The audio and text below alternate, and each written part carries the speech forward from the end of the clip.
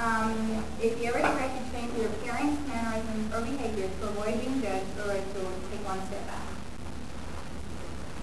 If one or both of your parents has a college degree, take one step forward. If one of your parents is unemployed, not by choice, or laid off, take one step back. If you're raised in a single-parent household, take one step back. If your ancestors were forced to come to America, not by choice, take one step back. If you can legally marry the one you love, take one step forward. If you have ever had to skip a meal or were hungry because there was not enough money to buy food when you were growing up, take one step back. If you saw members of your race, ethnic group, gender, or sexual orientation portray themselves in degrading roles, take one step back. If you move through the world without people being afraid of you or thinking of you as a threat to their safety, take one step forward. If you ever the victim of violence related to your race, ethnicity, ability, gender, or sexual orientation, take one step back. Take a look around you, see behind you, in front of you, next to you. What does your place mean on this spectrum? Please follow me.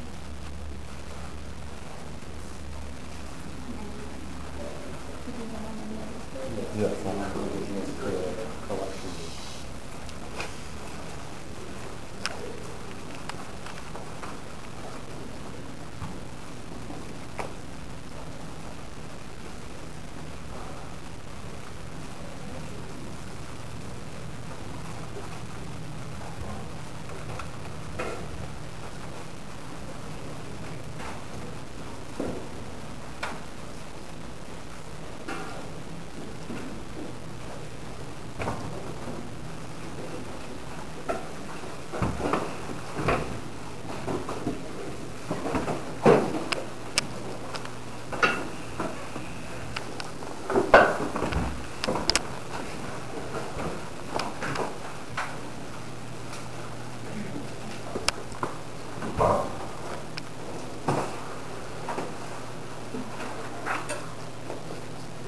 Right, you know, 5 minutes before the end of class, so it's probably time.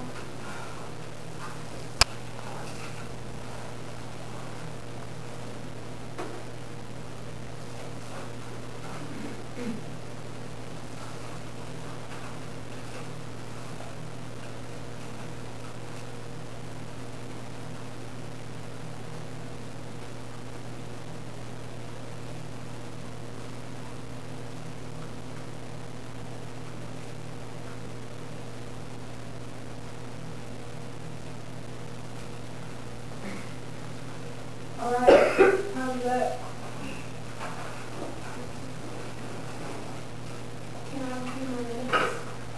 Yeah, you can stay after class and finish up. Just put in my box to me then, okay? Hey, that's not fair. I need more time too. Well, but it's special, so she needs more time. Well, if we all have as much time as she did, we all make sure it is.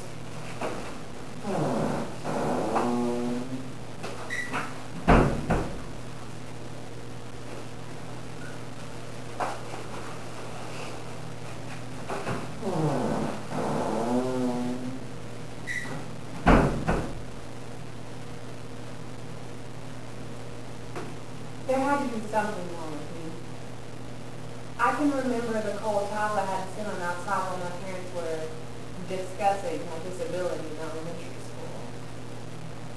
My mom would sit with me for hours, going over multiplication tables, reading books, and just practicing writing sentences. She would say, write out what I'm saying. Only I would copy it down as, write saying what I'm out. Every indication from my standardized test said that I was illiterate, which wasn't true. It's just that I couldn't answer the questions within the time they gave me. I would spend great chunks of time focusing on a single passage, and then the 10-minute warning came up before I even started answering questions. Reading comprehension, timed reading, it may as well have been astrophysics. I probably would have done it well. I had to develop my own way of doing everything. And then I had to communicate to my teachers how I was doing it, who instantly informed me I was doing it wrong. Dyslexia isn't medicated like ADD or ADHD. You just deal with it. The other students never understood that I needed more time because all the words were scrambled up to me and that I actually had a learning disability. I hated hearing them complain that they deserved to have more time and that it wasn't fair. Because really, it's not fair to any of us. Please follow me.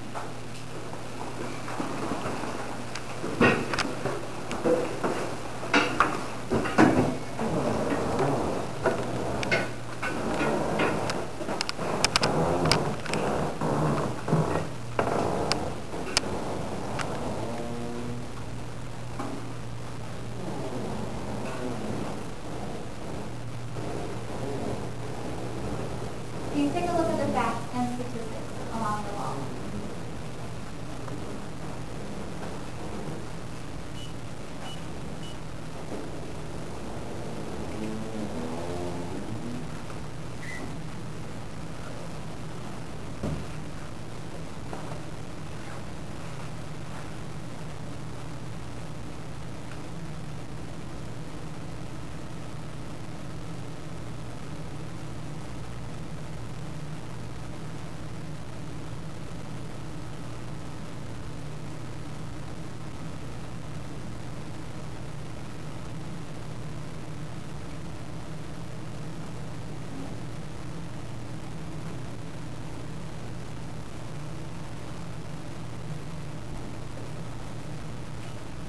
Please turn your attention to the projector.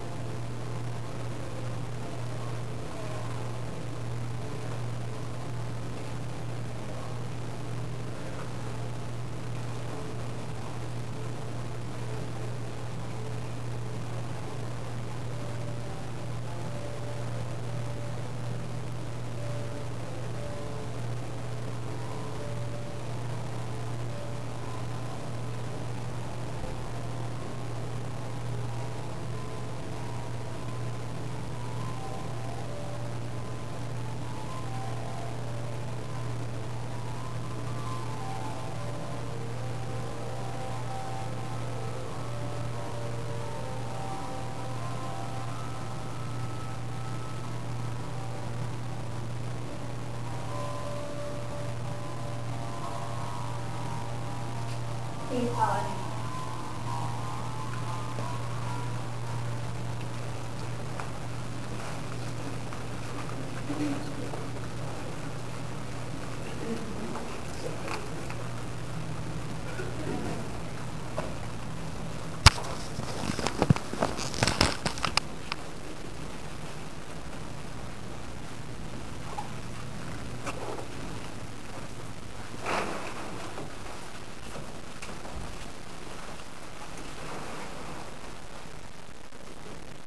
And speak further down.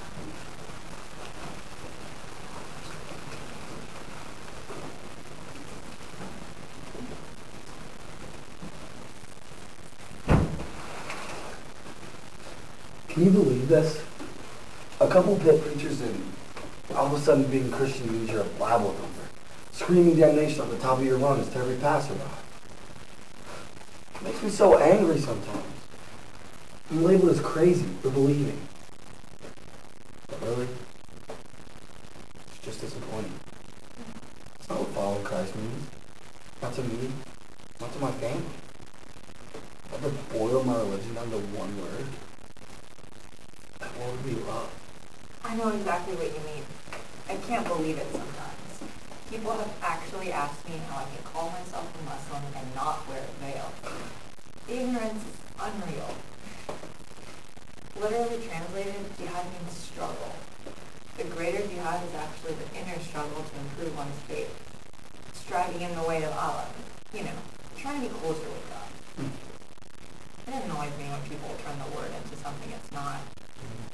To be honest, it hurts when people turn me into something I'm not. I agree. I can't tell you how many of my friends ask me if I'm rich. If I say oy vey, if I love bagels. I came to Carolina and I was totally thrilled to become a part of Hillel. I mean, finally a group of people I can share my faith with without being the odd one out. But a few of us went out to Pitsit one day and it was just like high school. We were the ones with the funny hats and the prayer shawls, talking about the Torah, complaining about injustice. I couldn't believe it at first. Sadly, I think I've almost gotten used to it. Hey, at least people don't look at you cross-eyed when you tell them you have more than one deity. So, like, do you worship cows and elephants?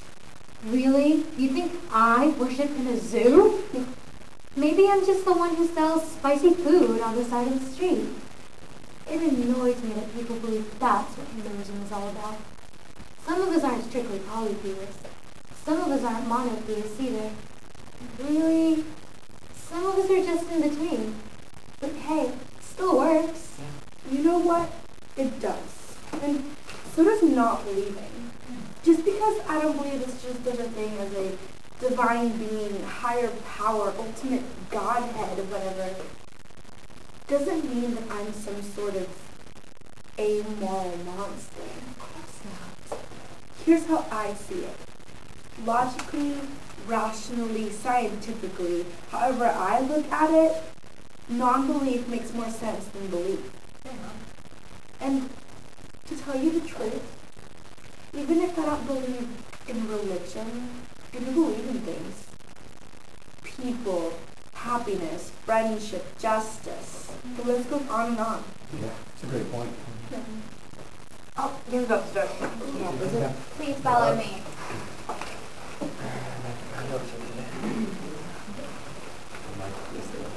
You can gather in this area.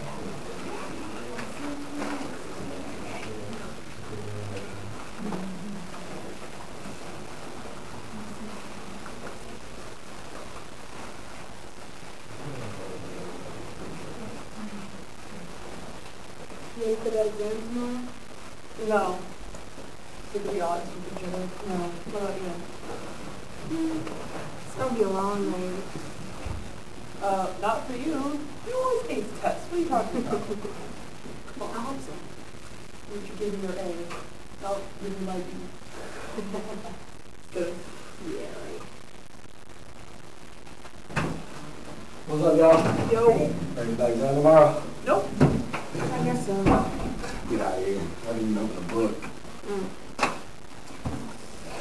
Don't worry, you're gonna be fine. You've been studying for this exam for what, a week now? I know. I think I'll feel better after today.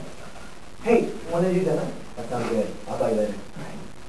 Good luck to you. Thanks. Bye.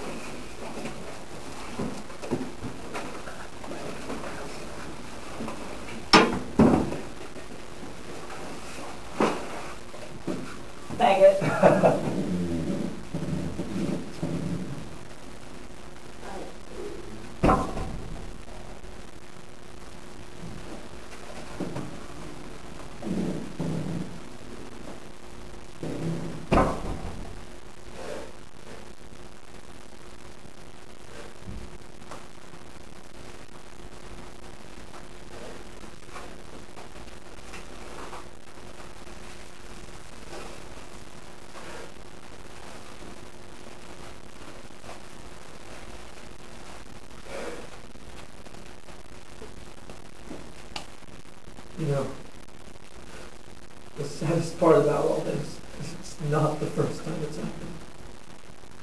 I mean, isn't this the 21st century? Aren't we done burning people at the stake? Apparently not.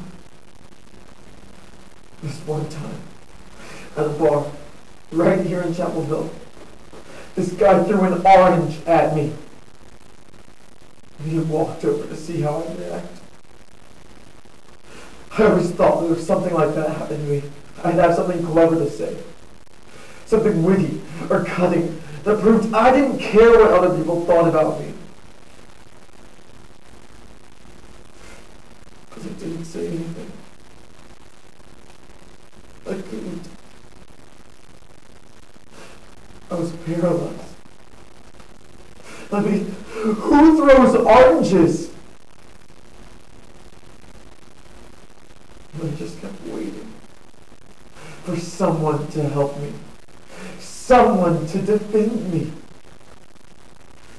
And no one did. And honestly, their silence hurt worse than any outright bigotry ever did. This is a depiction of actual events that occurred at Carolina. Please follow me.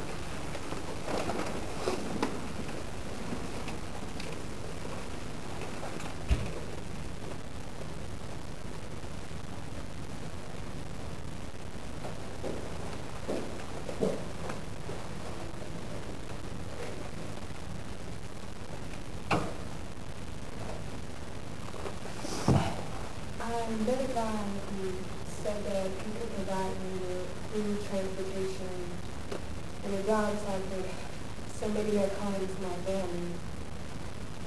I entered the United States illegally and was put to work on a cotton farm in North Carolina. My boss threatened us, saying that if we even tried to leave, he'd report us to immigration authorities. And when I actually got my first paycheck, I owed money after he took out rent and travel expenses. I'm hundreds of dollars in debt, and I don't know when I'll actually profit from my hard work. My holiday period, I haven't slept in days, but sleep is more and more in Broadway. I was born in the red light district of Calcutta, India, an area made up of hundreds of brothels and over 10,000 sex workers. All the women in my family are prostitutes, and I've been doing this. I was 9 years old. Having sex is no longer a job, but a way of life. This is our only way to survive.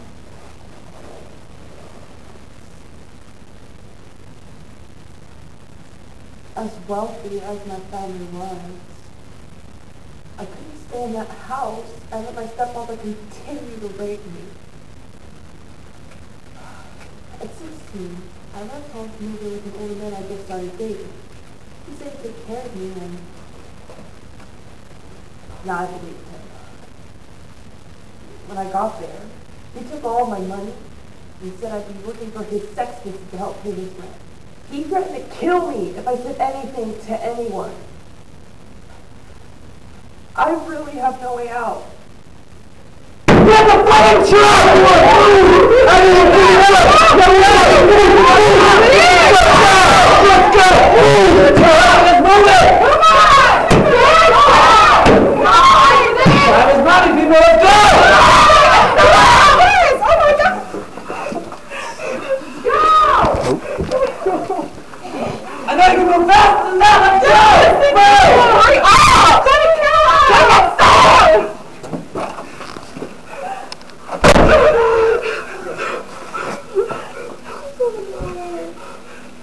You, and so, move the fuck out, let's go!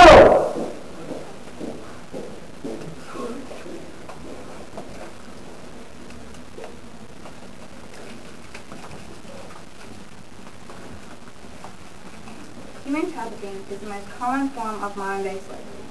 Consider that the Dean's Dome holds 21,750 people. Each dot on the walls around me represents that same number of people currently trapped in human trafficking.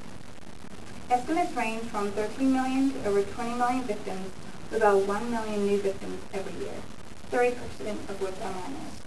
$32 billion is accrued annually from this black market industry, making it the second most profitable illegal practice, slightly behind drug trafficking. When most people think of human trafficking, they categorize it as a third world affair. However, it is happening locally in cities and towns, both large and small, throughout all 50 states and around the world. The United States is the second highest destination in the world for trafficked women, and about 23% of those victims arrive in the Southeast, with North Carolina ranking among the states as the 8th most common destination site for human trafficking. While convictions are rising, the most recent studies show that 2 out of every 5 countries have never reported a single human trafficking conviction. There are more slaves today than at any other time in history. Please follow me.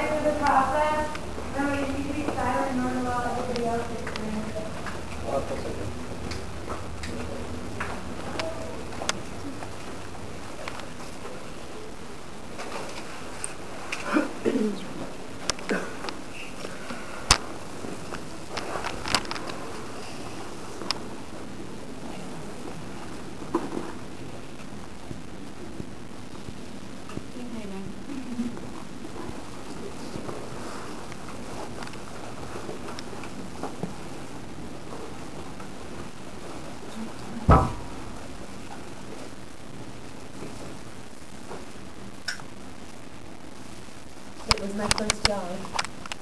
I was a waitress. He was a cook. It had all the makings of the perfect romantic movie. I was happier than I've been in a long time. I was independent, making money, and someone was finally interested in me. Throughout high school, I'd always been the friend, the girl who everyone liked, just not like that.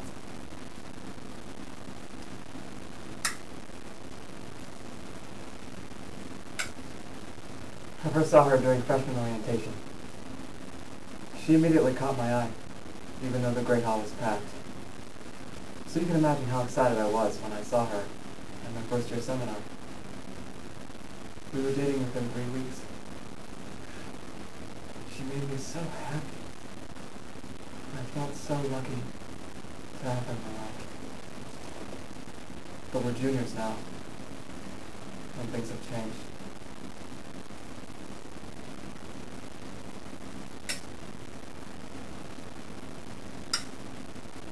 But high school was over, and I wanted a change.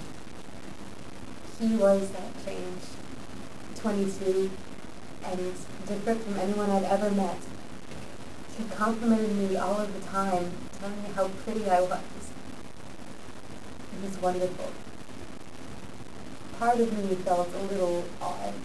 We'd only known each other a few weeks, and he was already telling me that he loved me. But I brushed it off, telling myself that he was just being overly flirtatious. I mean, we weren't even going out, so there's no way he could be serious. And honestly, part of me loved hearing those words, and secretly wanted them to be true.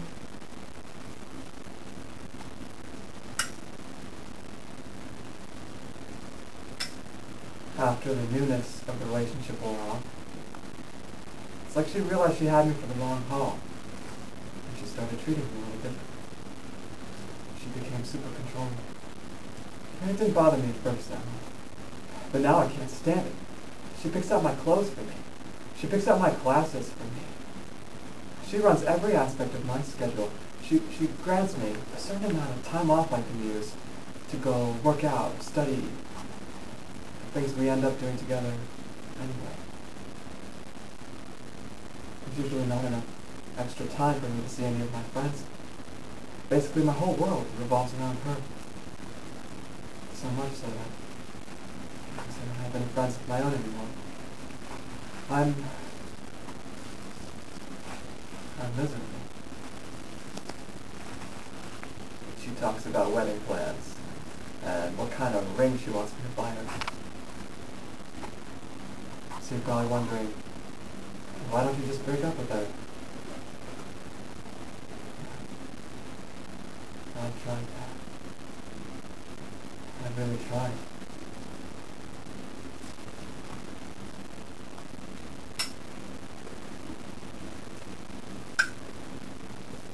It was a Sunday in the middle of the afternoon, and we'd just been on our first date. He drove me to his apartment, took me to a back room, and raped me. It happened so fast. Afterward, all I kept thinking was, how could I have let this happen? I mean, I was strong, independent, smart. Those kinds of women aren't supposed to get raped. So I tried to convince myself that deep down, I loved him. Surely that's why I let him do these things to me.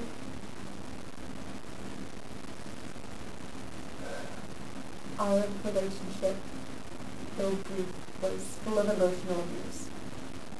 He still told me that I was pretty and that he loved me, but he would also call me lazy and stupid.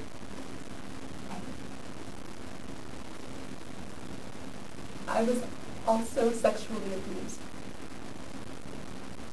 He forced me to perform oral sex for him. During intercourse, he refused to wear a condom, though I asked him to repeatedly. He even tried to get me pregnant, to force me to marry him. I closed myself off from everyone, my family and friends especially, so I had no one to talk to. I wanted to leave him. I wanted to tell him no. I wanted to be strong, but I couldn't.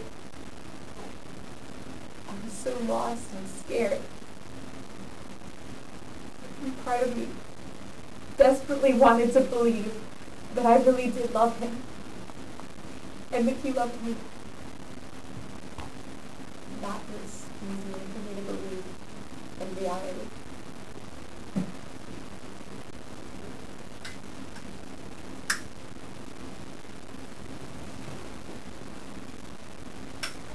Nobody gets how hard it is. The first time I tried to break up with her, she attempted suicide. She swore that next time she'd succeed too, if I didn't take her back. So that's what I did. And that was 8 months ago now. And every time since then, I've tried to gently bring up the idea of separating. She'll start screaming at the top of her lungs, crying hysterically. And everyone can hear it. I mean, these dorms have thin walls. The RA gets called, and I get all the nasty looks. They think of course, they think I'm abusing her. When the scene finally calms down, people leave. It's just us in the room. She turns to me. She's threatening suicide over and over. It's a vicious cycle I can't get out of. Not without worrying about her safety. And I'd rather be absolutely miserable in this relationship than to have to live with the guilt of her death for the rest of my life. I've tried talking to people. And my parents. And my mom thinks she's great. My mom tells me I'm exaggerating, that I don't realize how good I have it. My dad believes me. He doesn't understand why I can't just be a man. So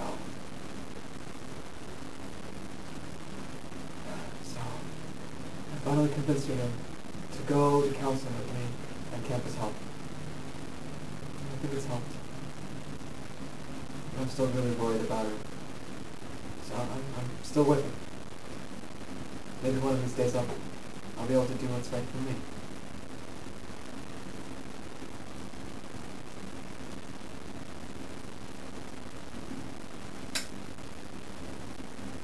These stories are true events that actually happened